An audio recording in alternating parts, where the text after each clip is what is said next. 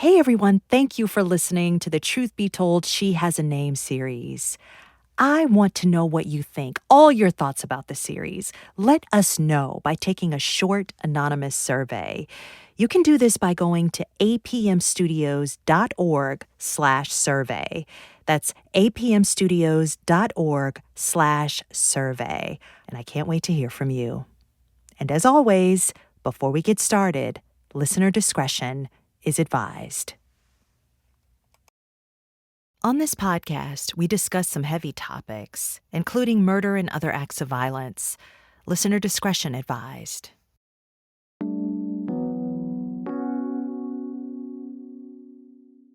Writer Ayize Jama Everett once told me that community holds the key to just about everything. The key to progress, connection, and healing. Which is why we knew from the start of making this podcast that part of the storytelling would be to gather Detroiters together to explore some of the themes we talked about on the show. So the day after Mother's Day, we gathered on the east side of the city in honor of Anita and held a live conversation at the community space Spot Lite Detroit. We were hosted by our friends at Outlier Media, a nonprofit newsroom founded by Sarah Alvarez. Our moderator was Outlier Executive Director Candice Fortman, a friend, daughter of Detroit, and the perfect person to convene what was one of the most healing conversations I've had about our story and our love for the city of Detroit. Candice kicked off the conversation with an acknowledgement of Antonio, who has walked this journey of telling his mother's story with bravery and courage. To share your story is one thing, to share your mama is another thing. So I said to you when you walked in, thank you. And then he said thank you to me, and I said, no, thank you. And that's going to be a lot of what we talk about today is Antonio. I hope that you walk away from this knowing how deeply you have touched people and how much this story has changed the narrative, has changed our ability to think of ourselves and any shame we might hold about our stories. So I say that with my whole chest, thank you. Can we give Antonio a round of applause?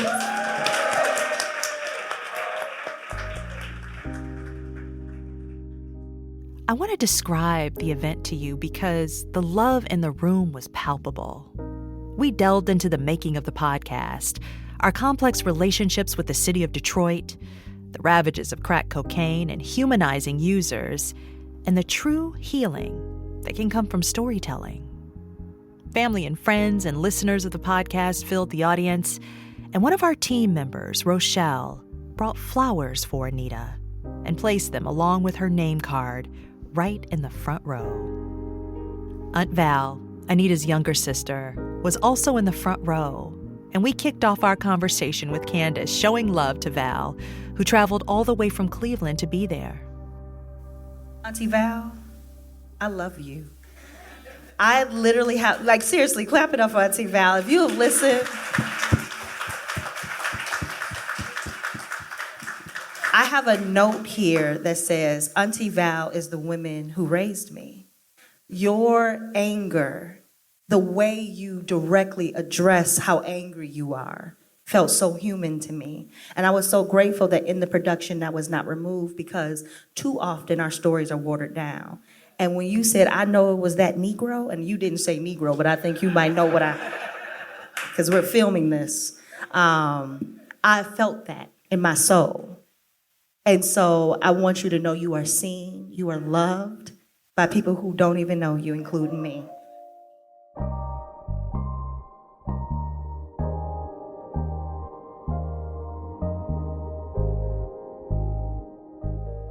We're gonna, Antonio and Tonya, but Antonio first. I think now is a good time for us to talk about your mom. Share your mother with us and how you want her to be seen by this room. Yeah, I mean, she was a mother of Detroit, born and raised. Beautiful mother, beautiful sister, beautiful daughter, beautiful niece. Definitely a pillar in our family, to our community. Everything that was great in my life, at least, I saw in her. Your Aunt Val, when you all went to her house in Cleveland, talked about her wardrobe. And I want to talk about her wardrobe because it sounded real good. Talk about your mom, like how she was a fashionista from what we understand. Yeah, she was very stylish, very sophisticated for her time, and very well put together. She just had an eye for interior design. Tanya, in going through this work, the sister that you did not get to meet, though she did get to meet you a little bit. What have you learned about her that feels familiar to yourself? What have you learned about her that you wish you would have had a chance to get to know? There's so much. When I hear that Anita was a leader, that she loved her family deeply, and all the steps that she took, all the action she took was to care for her siblings and to keep the house down and to keep things moving. But she still loved the soft things in life. Her hair was always laid. I care about hair. That is like... Amen. She dressed to the nines, her silk dresses, her outfits and things like that. That's reminiscent of me too. I care about that kind of stuff. I care about it because these are the things we can do for ourselves. These are the small treats, the small things that keep us feeling grounded in life. It's not superficial.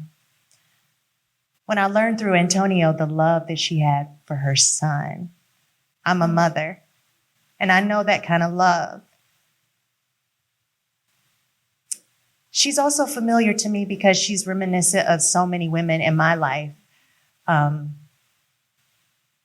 There are elements of her that I see in my mother.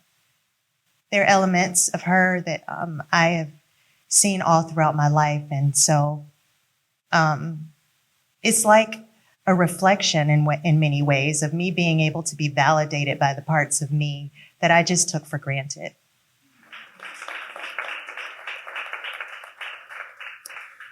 So, for those of you who have not had the opportunity to listen to the podcast, one of the things that we learn is Anita becomes a mother at 14 years old. She's a baby. That's a baby. And then becomes really mother to Auntie Val and many others by the time she's 17 when their mother passes away. So by 17 years old, she is raising her own child, other people's children, and trying to figure out how to hold everything together. And I don't know if I'm not 17, I'm in my 40s, I don't know how to hold it all together. There are many days I wish I could call somebody and ask them how I do life.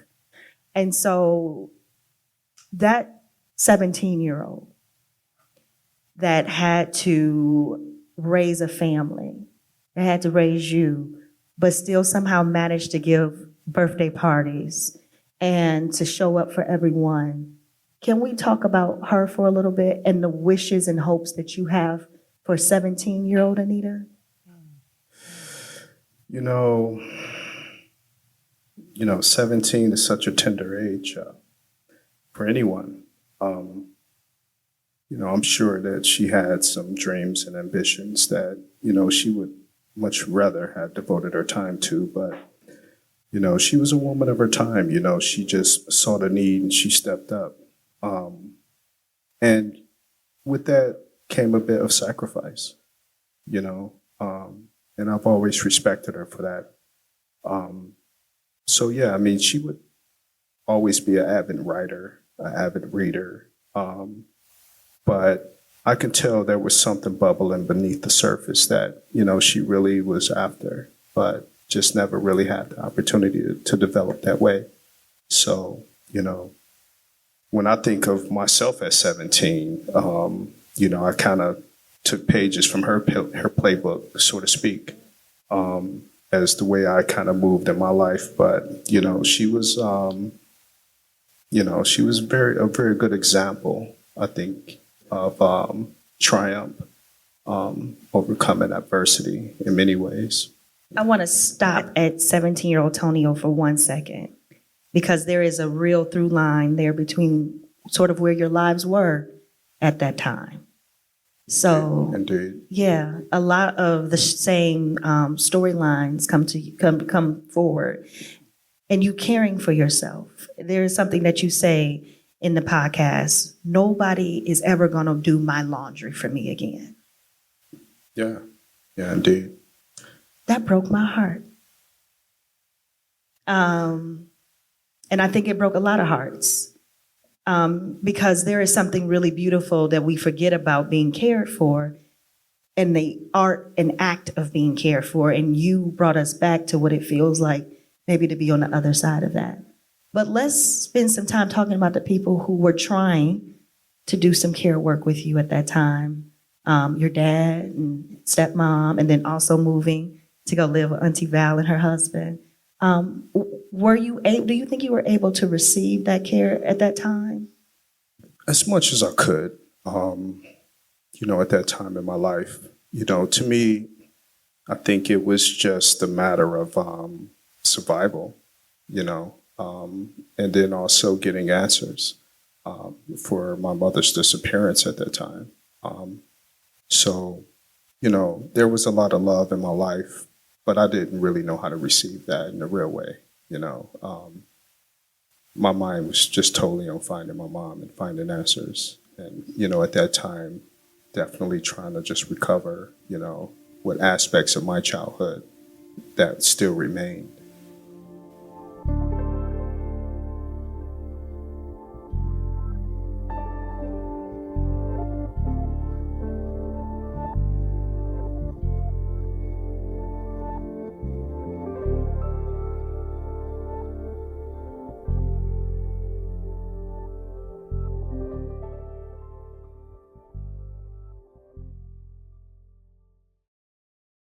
We are here. Summer is upon us. And I'm thinking about not being in my kitchen all summer, except for cutting up some fruit, melons, and stuff like that. Maybe a little barbecue.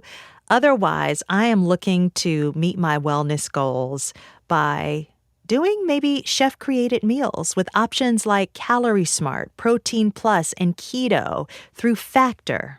Factor's fresh, never frozen meals are dietitian approved and ready to eat in just 2 minutes. So no matter how busy you are, you'll always have time to enjoy nutritious, great tasting meals.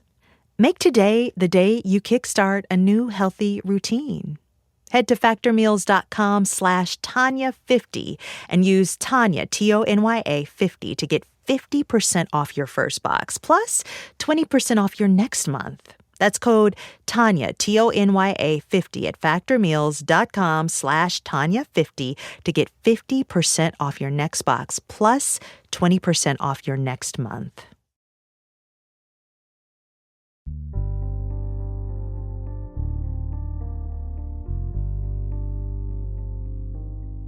Tonya, Antonio said that your sister was an avid reader and writer.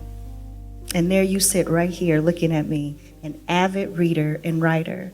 And so thinking about, you said, you actually talked about this, like had you all been able to meet, how would the trajectory of your lives have both changed?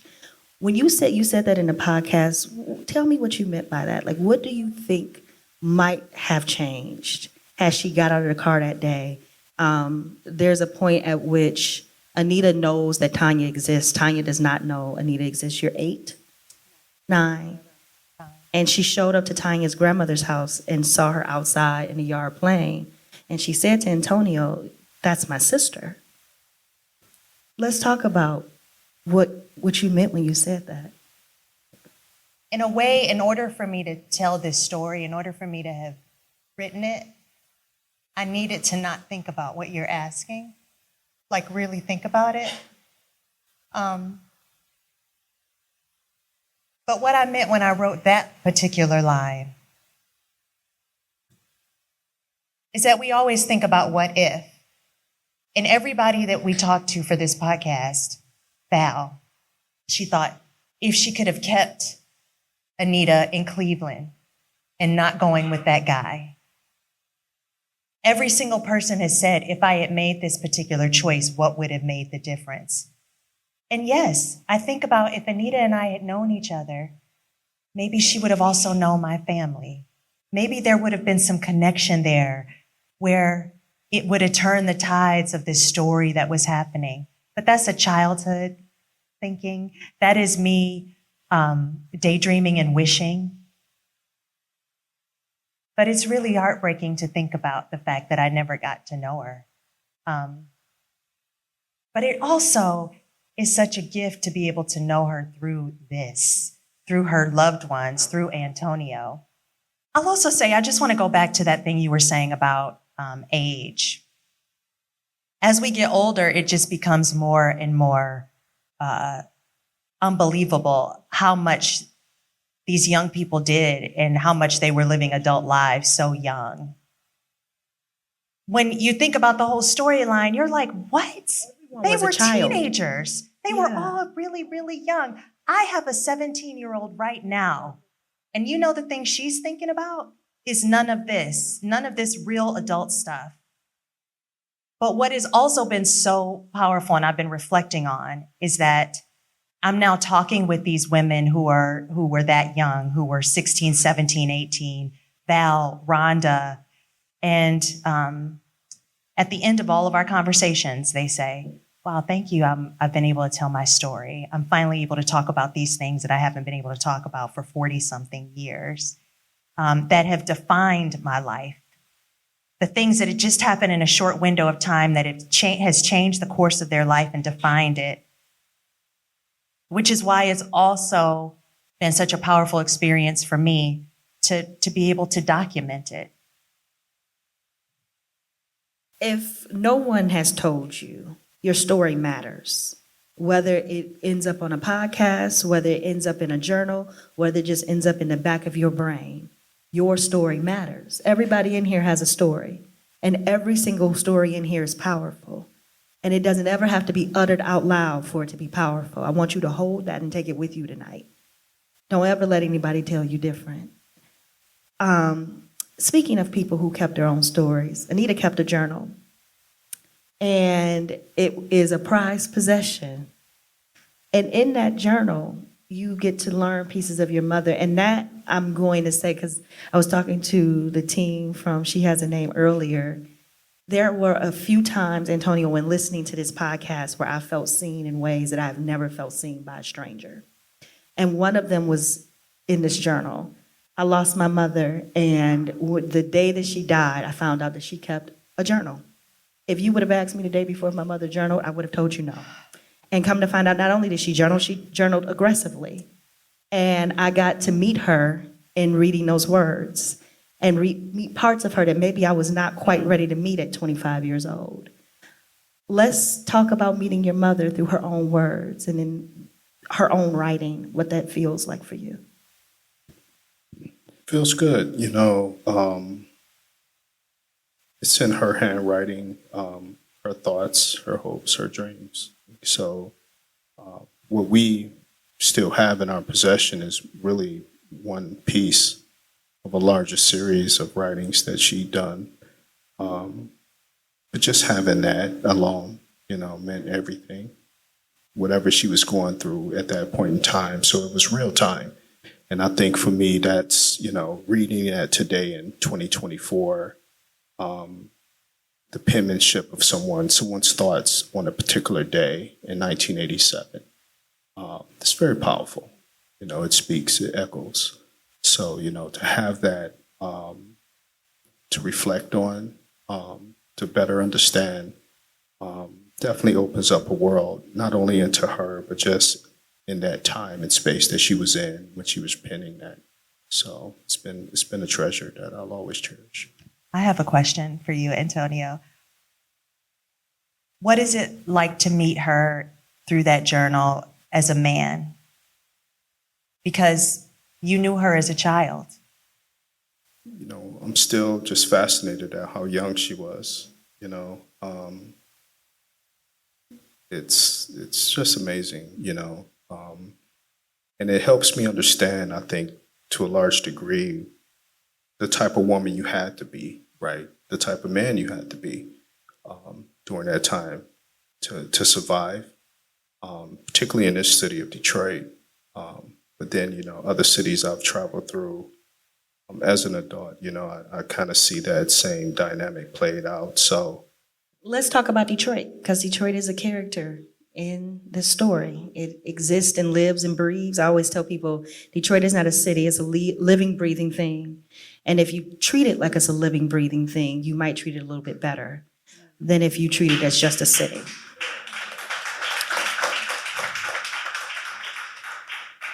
But for many of us, it is a twofold story of living and breathing. If you grew up in this city in the 80s and 90s and the 70s, it's an interesting place to have grown up.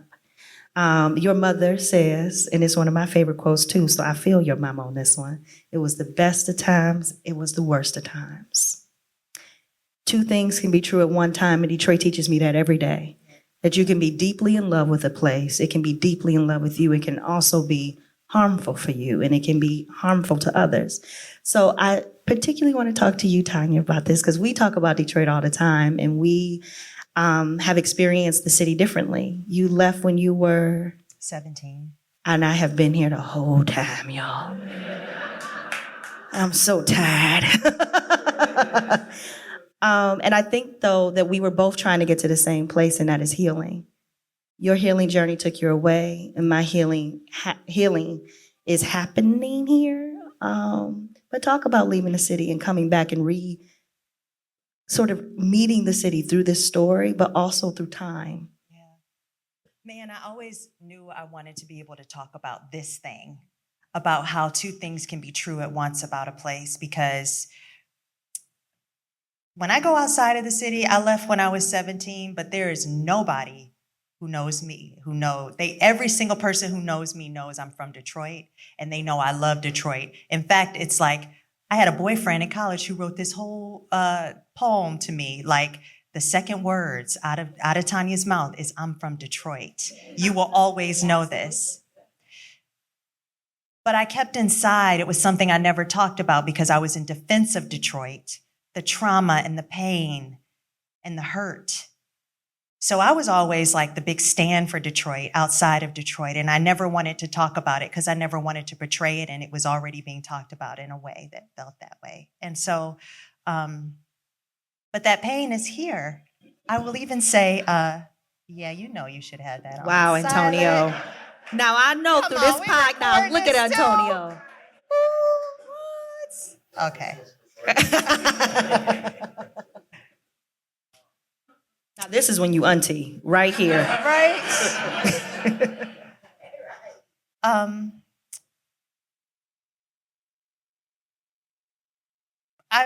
I feel it's unbelievable to me, though, that my ability to be able to tell the story came through this story. But it's exactly right. Because it's about me coming back to myself, and coming back to myself through Anita, through this gift of a big sister. It's the gift that she has given me. She's given me this ability to face myself, face the hurt and the pain, connect with parts of myself through my family. But I live with the pain of what this city did to me every day. In part, I'll tell you, the big part of it is the separation. I ran away at 17. And you and I talk about this a lot, Candice, because you stayed. And we think about what would have happened if it was flipped, if I had stayed and you had gone. Like my mom is in the audience. I haven't been able to raise my children with my mom. We've been separated in the same ways that my grandparents and so many of your grandparents fled the South to come to Detroit for a better life, and they had to leave and be separated from their loved ones. I grapple with the fact that I had to do the same thing, and I felt like I had to do the same thing. And so part of me, though, part of the thing that's so beautiful is I'm now able to face that and figure out, now that I see the patterns, now that I see this knowledge, what can be reclaimed and what healing can come from being able to talk about and face these things. I want to talk about a theme that I think is sort of a more silent part, and that is generational trauma. that came to me when your dad, your grandfather, your sister is talking about why your dad came to Detroit, why he fled Mississippi. And in that story, he talks about working in the cotton fields in Mississippi and how when he would leave those fields, he would often see his friends hanging in trees as he would walk home. And he hitched a ride in the trunk of a car with no shirt and no shoes to get out of that. That is as much the foundation of Detroit as anything is that story. It is a part of Detroit that Black Detroiters know incredibly well because we've heard those stories at dinner tables many times over. It is how most of our parents and grandparents eventually come to this city. We talk about coming for jobs, coming for a middle class life, but we don't talk about what was left behind, what we were escaping. And in this season, a lot of people are trying to escape things. And I think that and we're going to name something that we have not said out loud yet, but I do think a lot about in my own family what crack cocaine did for escapism. What parts of you it allowed you to leave behind that you were tired of carrying. What generational trauma you wanted to put down for 15 minutes. And those 15 minutes became days and weeks and months sometime. And so that theme of generational trauma, as you hear that, and as you think about your own healing, because we're about to get into healing, what does it feel like to be healing parts of your mother's story, even though she is not here with us in the physical? It's allowed me a lens to see what addiction can do to a family. I think what's unique about this subject of crack cocaine and things like that is up to that point, we've never seen anything that would separate a mother from its child. We've all heard of the party drugs and things like that, but that was something that was unique. But growing up in the city of Detroit, I mean, you couldn't, everyone was affected by it. Every household, every kid in my class, at least in 6th grade, 7th grade, had a story, right? And, it was just indicative of a bigger problem, I think. That's just something that we strike at because it's so familiar. But the city was going through some things at that time. And for some, it opened up a door of escapism, of economic opportunity, and tragedy. So I think, for those of us that's been affected by that or grew up during that era, we have to acknowledge both, right? We can't just point the finger and say that was bad. But what that does is it allows us to confront its truth and also seek healing and to get past that in a way where maybe it has wrecked our family or claimed the life of someone that we love and care about. So that's just an aspect of Detroit, but it's not indicative of Detroit. It's also LA, right? It's also New York. It's also Pennsylvania, Philly and Miami and so many other places. I would say as someone who lived through it, by living in Detroit and also in my own house, this is the first piece of media that has given me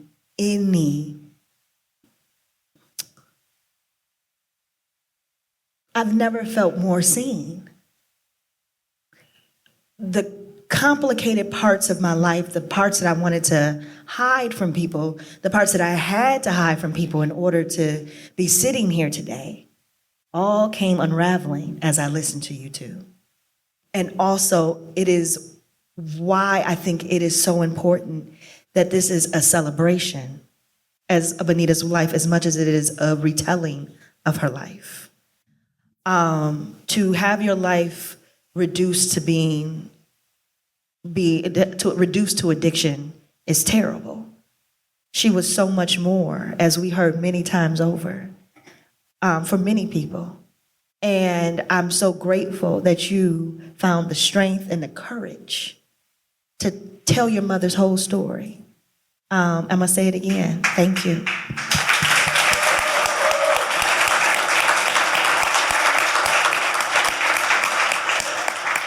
So we're about to play our second and last clip, and I just want to pre-warn everybody, if you've got a tissue near, it's time to grab it. This is a good time to grab your tissues.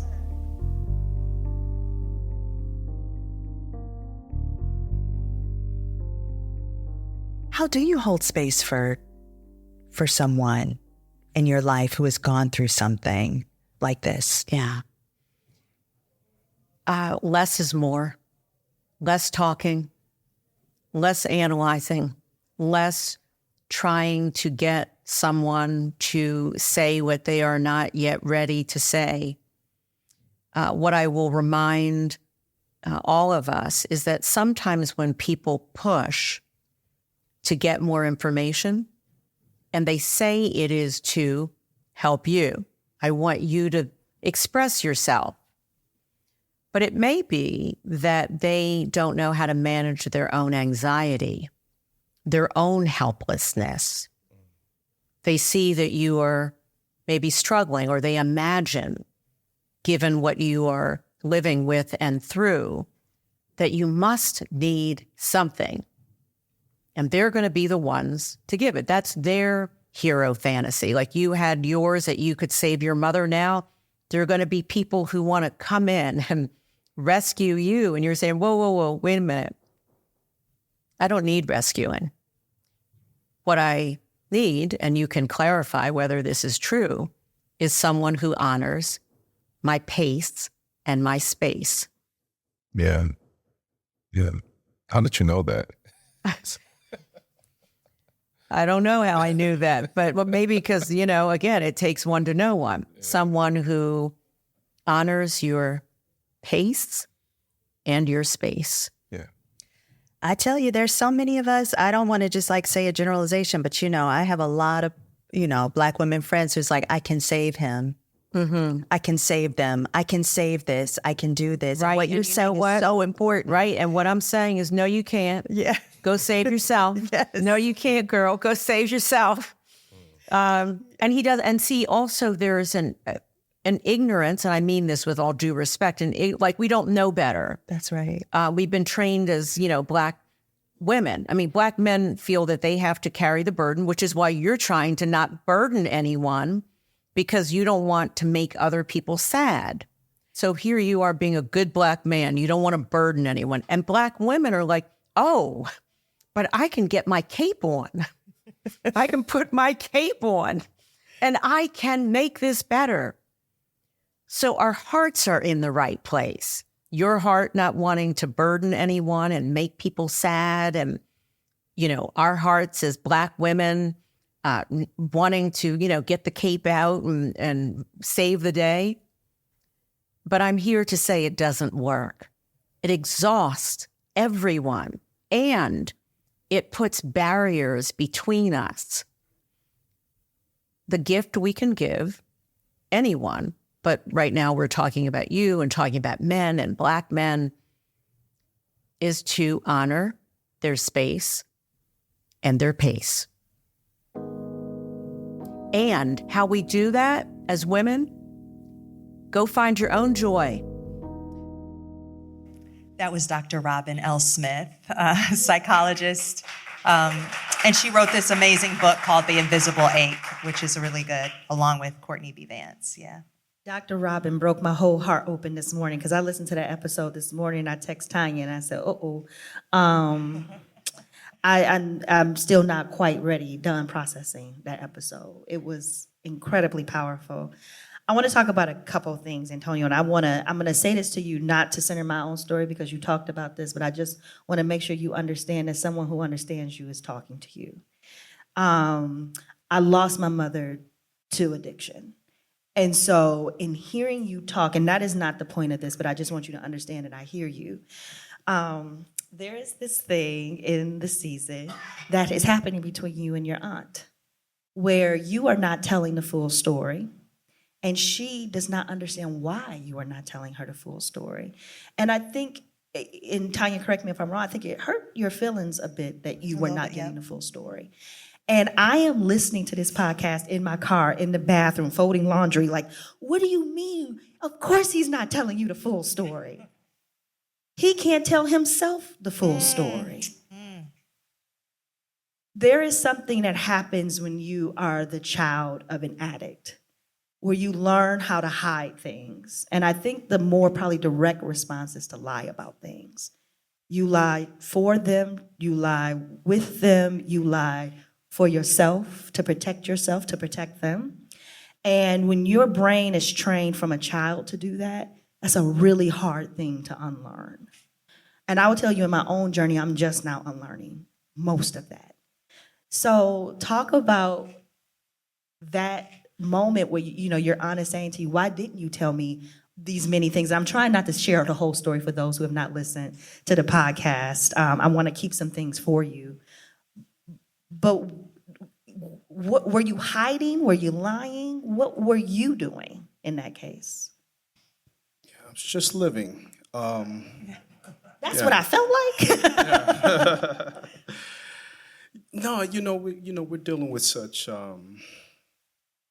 sensitive subject matter, especially when we're talking about people's lives, and that's something I respect. We see so many examples of struggle in the city of Detroit, in other cities, like I said, but the germane truth that strings it all together is how people live, right? So in my situation, I had to rely on wits, smarts to a degree, and just kind of forge a path for myself. I'm not, nobody makes it out of that clean, if that makes sense. But I was determined, right? And I was purposeful about everything that I've ever done in my life. So, Tonya and I had a candid discussion about these things, and that opened up the opportunity for us, right, to begin to talk and explore these things. Because up to that point, I'd yet to do that. So, she provided a safe space for me to begin to explore and unpack those aspects of my life that I did kind of hold close to the chest, because it is another level that, hopefully nobody ever had to experience themselves, but I did, you see. So, Tanya and I have had a very long discussion on that, and we continue to unpack that. And I think that's where Dr. Robin did such a phenomenal job in helping us just kind of sit down and just Find kind the of language. find the language, exactly. But I do want to say, because I want to touch on the thing that you're actually really saying, because a lot of the details that I learned, it was because we then went to talk to Aunt Val. And Aunt Val then really laid it all out and told us things about Antonio's life that I did not know. And then it wasn't until I learned those things and then I came back to Antonio that then he was like, oh, yeah, uh-huh. And at first, I was kind of like, we've sat down and I thought that you told me every single thing, and I realized we're just scratching the surface. But then I also realized that it wasn't intentional. It was a way of being for Antonio, a way of protection. Also, when you've gone through a lot of things, and what I've also learned is like, what are important details? This sounds like, but what are the things about you that, because hey, there's a whole list of things. So like, how do I even categorize what you want to know and how you want to know it? And how does that benefit me? And so I think what we're also coming to, and I'm going to be it's such I'm looking forward to us seeing what happens, how our relationship will blossom and deepen now that you do feel like I'm a person that you can tell things to, or you've told some of the darkest parts of yourself to that you've hidden for so long. And also, you're told the world. Because, like, this whole room now knows about things about you that you've never shared with anyone until they discovered your mother in 2020. Yeah, my own lived experience, it was kind of like just trying to analyze my life from the time my mom went missing and how I evolved as a teenager, right, to say 21. And then from 21 say, to 31, right? And just unpack these things, not as a whole, as a sum total of my lived experience, but just to try to better understand how I made decisions and how I can make better decisions going forward. So, it's nothing that has an end in that way. Like it's not, something that I've closed the book on, but it's allowed me to write a new chapter in my life. Yeah. And I think that's the bigger takeaway. Right. It's all new now. It is all you. I want to go back to episode 6 for 1 second, and then we're going to open up the floor for questions after this because we want to hear from you all as well. In episode 6, in the season, you talk about crying, and that there have been 2 times that you can remember crying. Once as a teenager, when in the months after your mother's disappearance, and then on February 2nd, 2020, when the Detroit Police Department calls you to say they have found your mother's remains. Yeah. Just, the realization that, she was really gone, just brought tears to my eyes. Just really put me in a space and place in my mind. It's a really dark time for me. There is something in both you and Tonya's voice in that episode that is haunting. Because particularly for you, Antonio, up until this point, your voice has been, like the tonality of your voice has been just like what we see today. Pretty even keel, even though you're telling an incredibly difficult story. And then we come to you in episode 6 and we can hear the brokenness. Yeah, it's it's deep in the soul, and my mother meant everything to me. So anytime, that subject is brought up, it's always going to be from a deep space and place in my heart, in my life. So, but that's where me and Tonya connect, right? We figured out that we share a lot in common in terms of how we internalize things. And with that, we've created a space and place for us to kind of begin to hold these conversations. So maybe that's kind of what you're hearing, in that way. And, it's not scripted. And I think that's what's cool about the podcast in particular is everything's real, all the emotions, all the conversations. It's real time. So, I still feel that way. But, through time, I'm learning to, to process it a little different. And with that, set myself free. Okay, seriously, one last question before we go to before we go to questions. Tonya, in this same episode, your team talks about not wanting to tell you the details of what has come out. And I talked to them before today, and I thanked them for caring for you. I do not think that enough space is given to the difficulty of having to carry hard stories as a journalist with care. I want to be very careful with care. And in this is more than just your care for your nephew, it's care for us as the audience. It's care for a family that you are just meeting. It's care for Detroit. Let's talk about journalism as a care practice before we close out and how you use the art of care in your work. Well, thank you for that.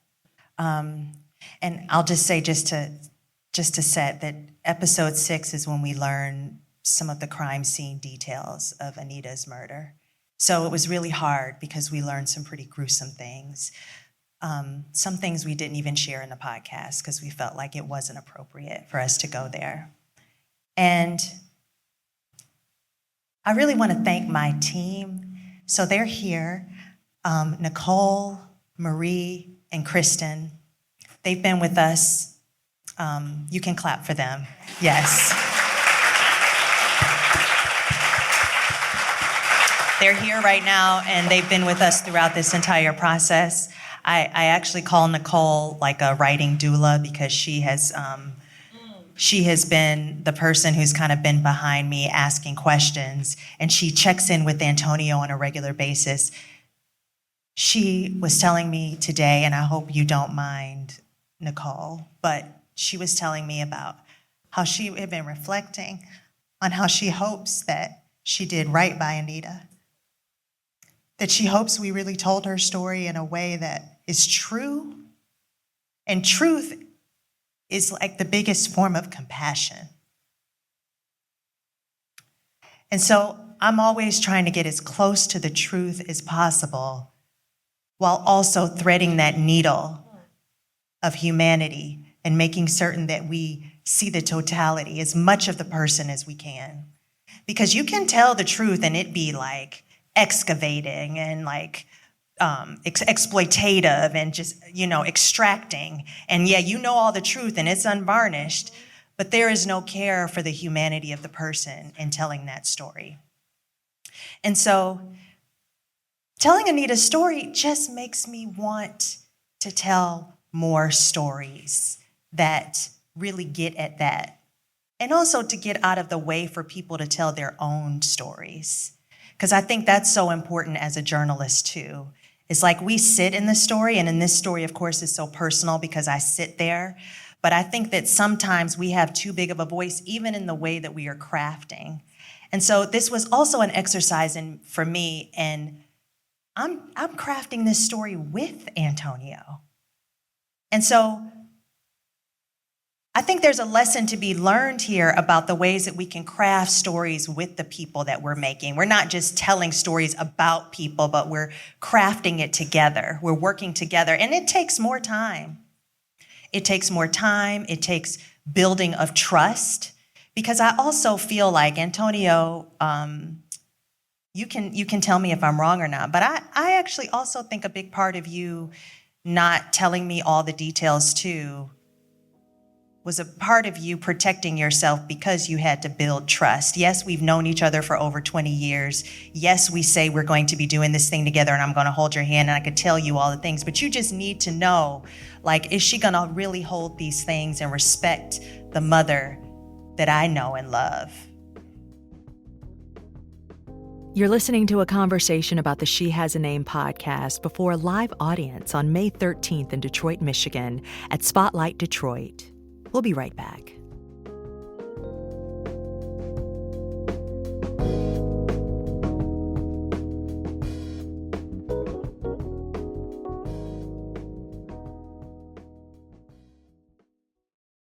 I'm Ben Nadafafri, host of the history show The Last Archive, and I want to tell you about a new series we're running in our feed. It's called The Deadline. 6 essays written and read by Jill Lepore, the New Yorker writer, American historian, and founding host of our show. These are incredible essays on everything from the history of cryogenics to the Silicon Valley gospel of disruption. And at the end of each essay, I interview Jill about her craft as a writer. You can listen on the iHeartRadio app, Apple Podcasts, or wherever you get your podcasts. This show is sponsored by BetterHelp. Okay, so I've been thinking a lot lately. Where does the time go? Because I'm often working on a project or taking care of what feels like a never-ending to-do list, and then suddenly I'll look up and months have passed. She Has a Name has been a labor of love for several years now, and I am so proud to get it out into the world, and it feels good to recognize that. We're halfway through the year, and when life moves this fast, it's important to take a moment to celebrate your wins and to see if you need to make any adjustments for the rest of the year. And therapy can help you take stock of your progress and set achievable goals for the next 6 months. If you're thinking of starting therapy, give BetterHelp a try. It's entirely online, designed to be convenient, flexible, and suited to your schedule. And you can just fill out a brief questionnaire to get matched with a licensed therapist and switch therapists at any time at no additional charge. Take a moment, visit betterhelp.com/Tonya to get 10% off your first month. That's BetterHelp, HELP.com/TONYA.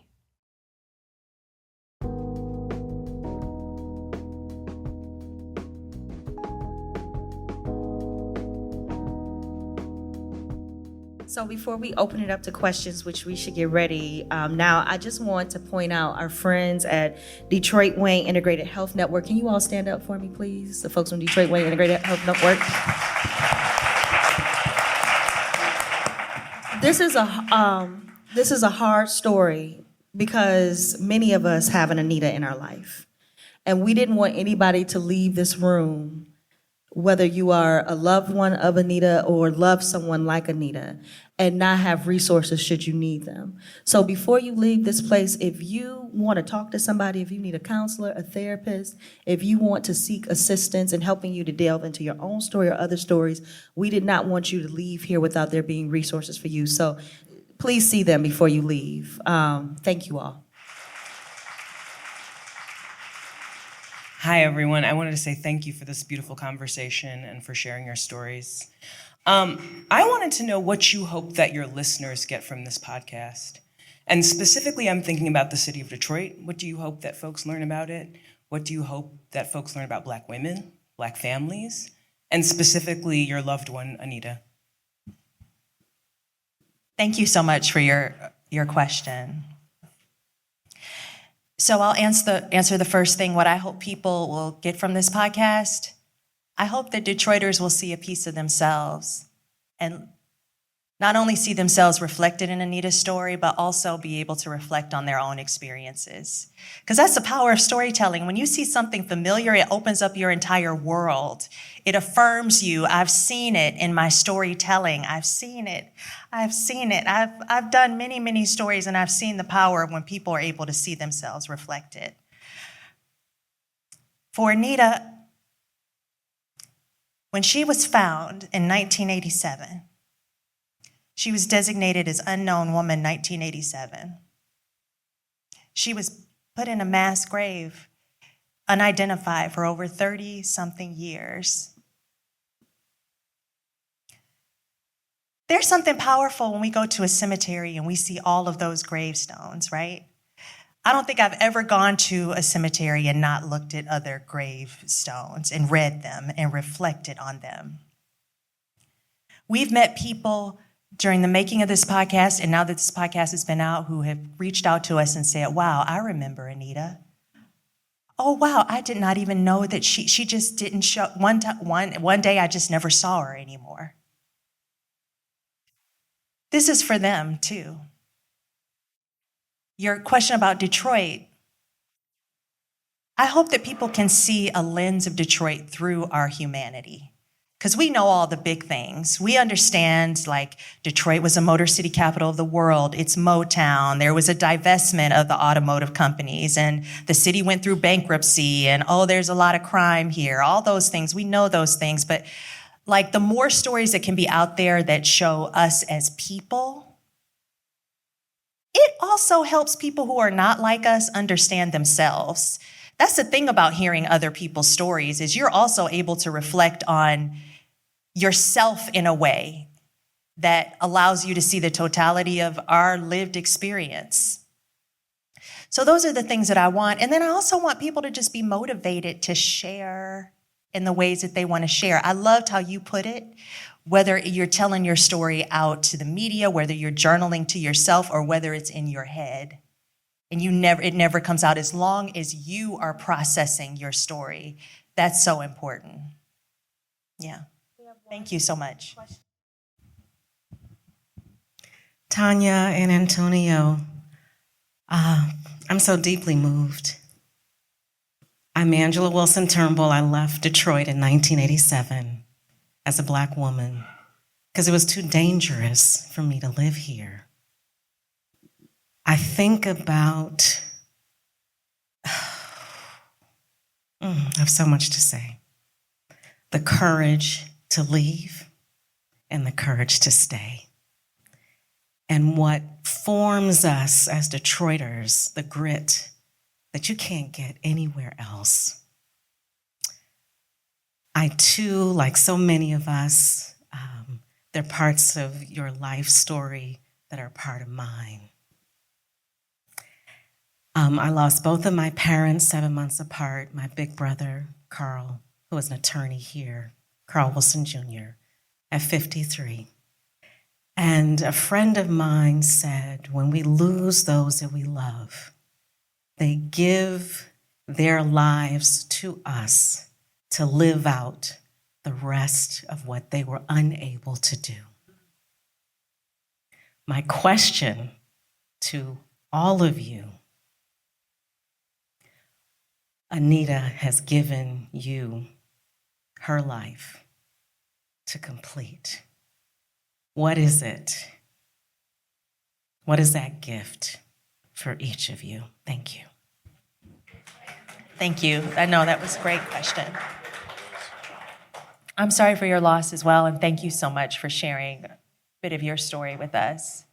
I want to answer just a little bit, and then I want you to answer it. Like, I'm so excited. Oh gosh, like, I'm sorry I'm emotional, but I'm so excited at the prospect of what this will mean for our children.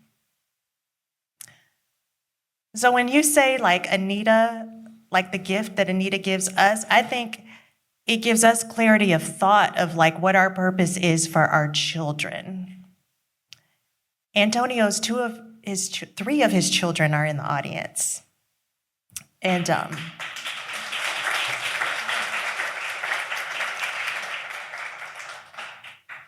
I think about how much I've learned about how you've grown as a father over the last 30 years, and also the father that you are today for your youngest children. I think about the way you have them top of mind. I think about the way that you live and that you walk through life, the choices you make. And I think about just how, we talked about in the last episode, and you said, yeah, I think my mom would be proud of you. I know she is proud. I know, like this, you are her wildest dreams. This is the best thing that she could have ever wanted and thought for you, and that is to be a good man, the good man that you are. So I think that is the life that is coming through you. And I'll say, I think Anita, for me, learning about Anita and seeing myself through her has also taken away this grip hold of fear that I have had all of my life. When I tell people this thing that, like, I had this irrational fear when I was young in high school, I had this real fear that something really, really, really bad was going to happen to me. And it wasn't out of the question, because by that time I had already had 2 friends murdered, one really brutally, by the time I was a senior. I've carried that with me in a way that, like, has sat as a low-lying anxiety. And actually being able to face that the worst thing that could happen actually happened to Anita, crazy enough, it allows me to face that fear and walk through the fear. Thank you so much for that. I'm going to be reflecting on your question for a while, too. Thank you. That's a very good question. Another question. Yeah, very good question. My mother loved life. She really did. And to lose her life at such a young age, and, to your question, what does she impart on us? Well, that's a love for life, but a life with purpose, right? With meaning. Family, friends, community, all that is a part of that. I left Detroit for a while, just like Tonya, but, it was something that drew me back. Part of it was, the search for my mom, but it was also to make a difference and to pursue a life that was full of purpose for Detroit in a way, but for other cities like Detroit, for other families that has an Anita, right, that has someone like my mom that they care about, that they love. Because we've all lost someone, right? But, how do you excavate that and put that front and center and learn from that, and then put stops in place for something like that to never happen again? That's the $1,000,000 question in that respect. So I really appreciate your question, and I will definitely reflect on that some more. Thank you so much. Thank you. Oh, okay. I was trying to get away with not answering. Okay.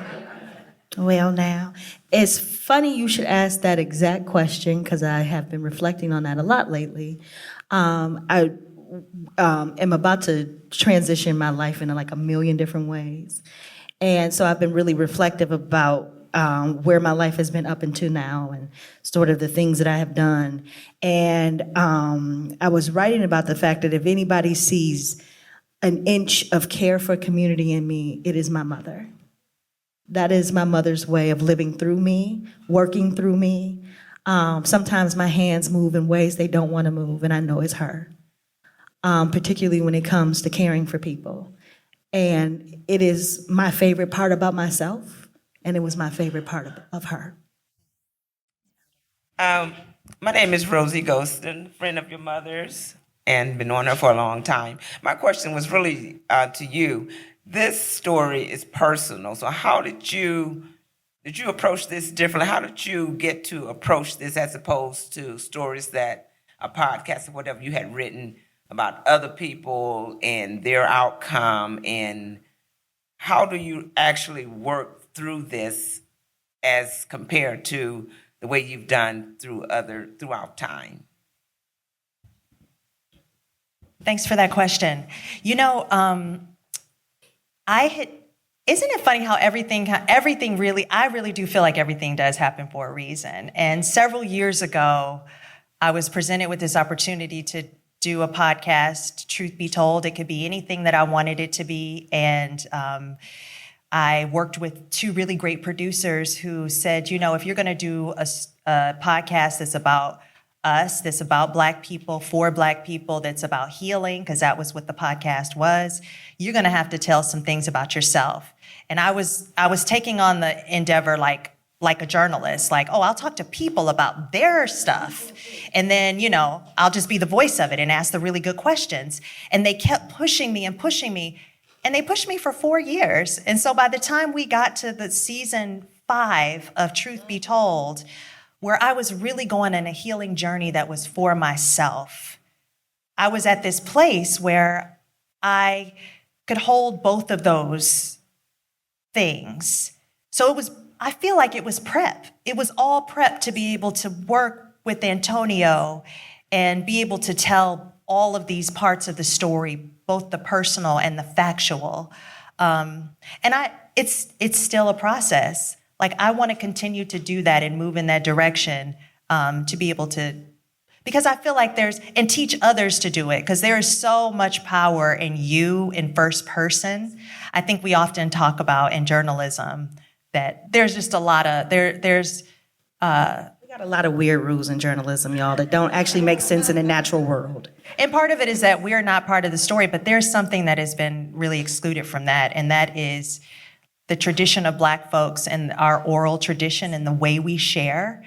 And I just know, often the people that I interview need to know I have skin in the game a little bit, because they need to know, do you understand? Do you know my lived experience? Are you here as just like an observer and you're going to go back and present it in the way that has nothing to do with me?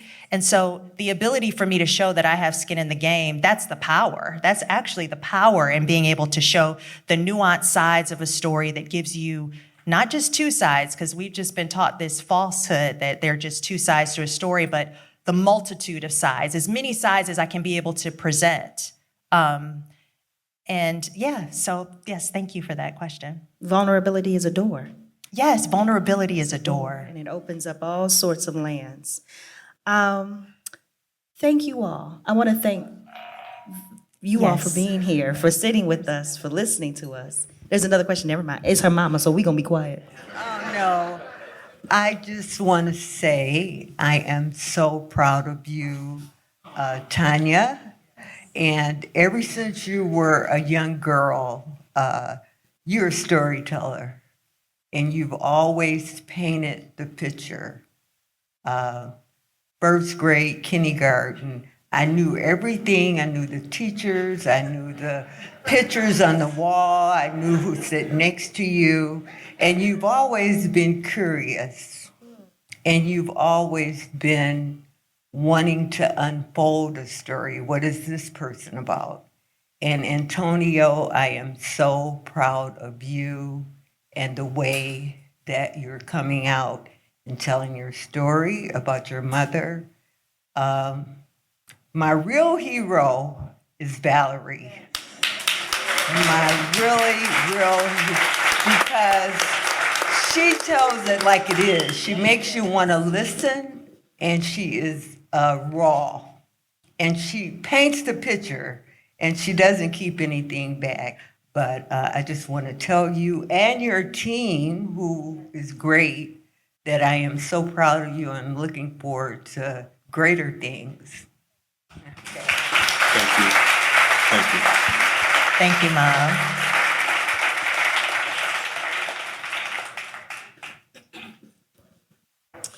Hello. I am a cousin. I'm his second cousin. I'm Angela Atkins. I just wanted to say, Tony, your mother would be so proud of you. And I am so glad, because for years it was a story that I can only tell of. We don't know where she is. She was my brother's best friend. They were the same age, and they went down the road together. I was the younger one, so I didn't know their story. But just so you know, she's smiling, and I appreciate you telling us the story. Thank you. Go listen to this incredible podcast if you have not, and then go listen to all the other seasons of Truth Be Told, because I think that once you finish this, it's actually almost like it's backwards now. Like the seasons are in reverse order, because you will need season 5 after you get through this incredible piece of journalism that I am so grateful exists. I want to say again, thank you. Thank you.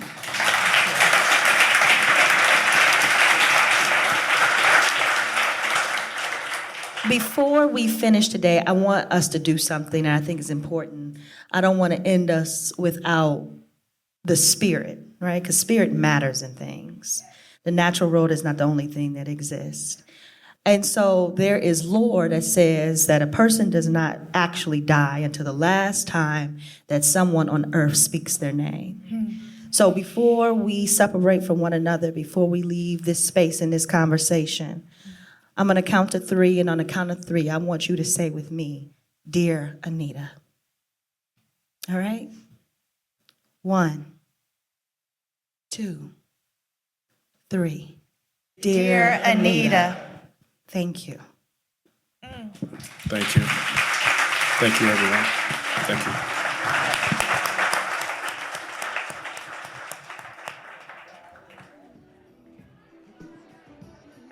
So there was this powerful moment that the bartender at Spot Lite Detroit later told Candice about. After we all said, "Dear Anita," the flame from the candle that was sitting on the bar went out.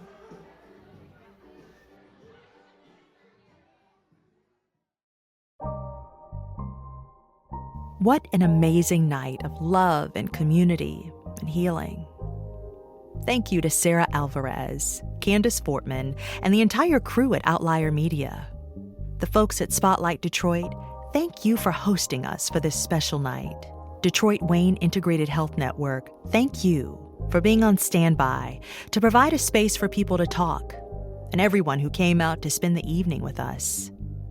And thank you, the listener, for being on this journey with us. We've got more episodes coming your way, including updates we've learned since the making of this podcast. And we'll also be answering your burning questions.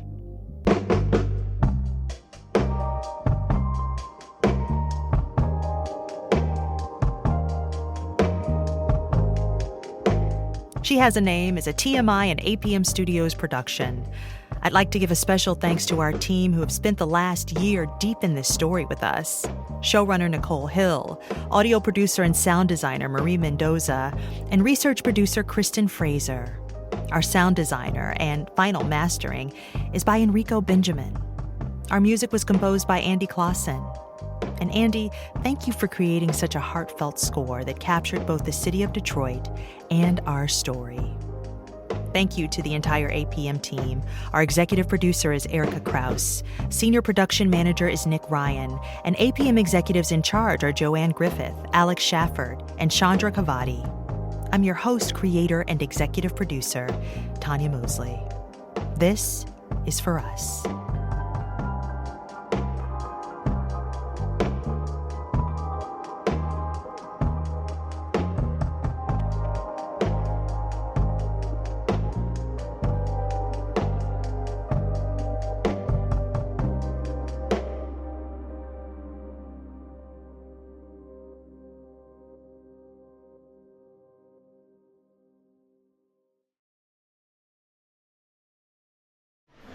My name is Courtney Wise Randolph, and I'm 39.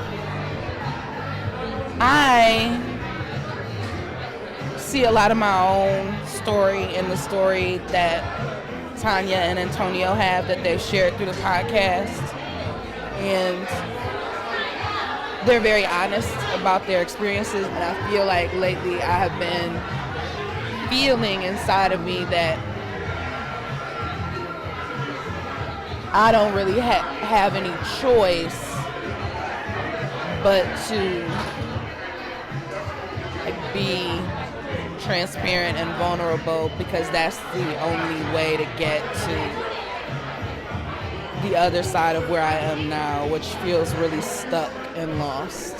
So I came tonight because I feel connected in ways to Tonya and Antonio and their family, because Detroit is my home and my family is their family, essentially, as I see it. And I just wanted to be in a space where they were kind of breaking down what it is that led them to tell the story and appreciate what they've offered to me as a listener of this story.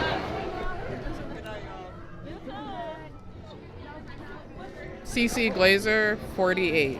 Elisa Glazer, 31.